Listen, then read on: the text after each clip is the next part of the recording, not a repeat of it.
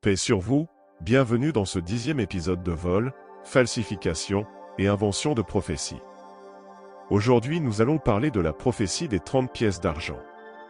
Selon l'évangile de Matthieu, les enfants d'Israël en achetant le champ d'un potier, une prophétie de l'Ancien Testament serait accomplie, il dit donc. Et, après avoir jeté les pièces d'argent dans le temple, Judas, se retira, et s'en étant allé, il se pendit. Et les principaux sacrificateurs ayant pris les pièces d'argent, dirent, il n'est pas permis de les mettre dans le trésor sacré, car c'est le prix du sang. Et ayant délibéré, ils en achetèrent le champ du potier, pour la sépulture des étrangers. C'est pourquoi ce champ-là a été appelé, jusqu'à aujourd'hui, le champ du sang.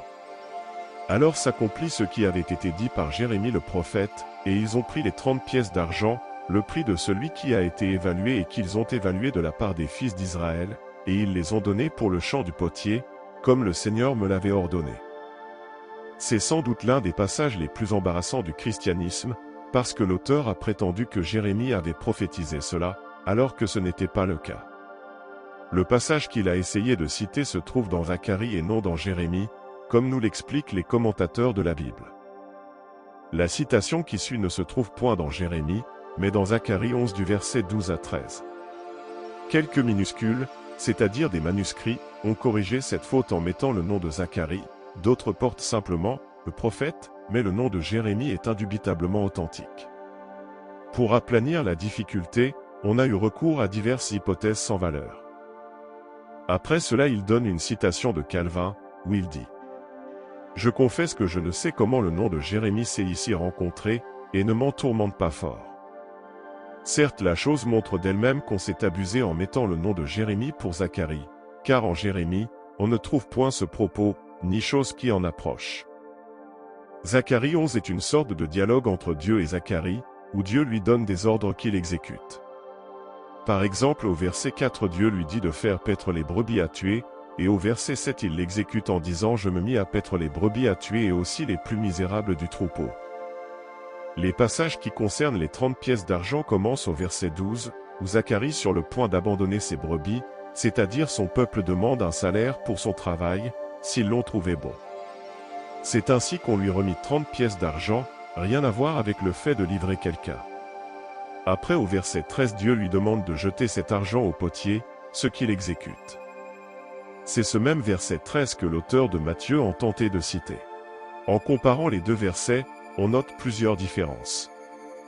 D'abord dans Zacharie, c'est Zacharie lui-même qui prend l'argent alors que dans Matthieu, le pronom « je » a été remplacé par « il », c'est donc les adversaires de Jésus qui y prennent l'argent, la différence est donc frappante. En plus l'auteur de Matthieu ajoute ceci, le prix de celui qui a été évalué, et qu'ils ont évalué de la part des fils d'Israël. Ce passage n'existe pas dans Zacharie. Il ajoute aussi, ils les ont donnés pour le champ du potier, comme le Seigneur me l'avait ordonné. Alors que dans Zacharie il n'est pas question d'un champ, Zacharie a simplement jeté l'argent dans le temple, rien à voir avec l'histoire de Matthieu où les Juifs achètent le champ du potier pour la sépulture des étrangers. Les deux histoires n'ont rien à voir, d'ailleurs Zacharie n'est pas une prophétie, et même les commentateurs chrétiens savent que Zacharie 11 ne prophétise pas la trahison de Judas, ils dirent donc. Le verset 13 est cité dans Matthieu 27:9, comme se trouvant dans le livre de Jérémie. Tous les essais de résoudre cette différence ayant échoué, il faut admettre qu'il y a ici, ou une erreur de mémoire de l'évangéliste, ou une négligence de l'un des plus anciens copistes de l'évangile. Il n'y a pas lieu de s'étonner de la différence entre le mode de l'accomplissement historique, le salaire de Judas employé à acheter un champ appartenant au potier établi dans la vallée au-dessous du temple, et le trait correspondant de la scène prophétique, l'argent jeté au potier. C'est pathétique. Que Jésus soit le Messie relève de la foi, soit on y croit, soit on n'y croit pas. On n'a pas besoin de voler et de falsifier des passages de l'Ancien Testament, pour inventer de fausses prophéties. Merci d'avoir regardé cette courte vidéo et je vous dis à la prochaine sur Coran versus Bible.